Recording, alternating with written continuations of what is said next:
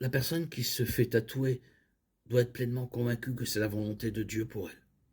Nous ne pouvons pas quitter la discussion sur des tatouages sans examiner la loi de l'Ancien Testament qui interdisait les tatouages. Vous ne ferez pas d'incision sur votre corps pour un mort et vous ne ferez pas de tatouage. Je suis l'Éternel. Lévitique 19, 28. Ici, la raison de l'interdiction des tatouages n'est pas précisée, mais il est probable que le tatouage était une pratique païenne liée à l'idolâtrie et à la superstition.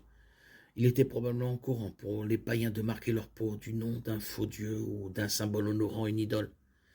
Dieu exigeait que ses enfants soient différents, comme il leur rappelle dans le même verset « Je suis l'Éternel ». Les Israélites lui appartenaient, ils étaient son ouvrage, et ils ne devaient porter le nom d'un faux dieu sur leur corps.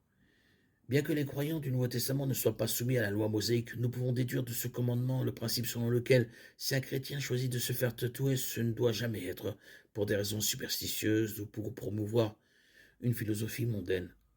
En fin de compte, se faire tatouer n'est pas un péché en soi. C'est une question de liberté chrétienne. Et elle doit être guidée par des principes bibliques et enracinés dans l'amour.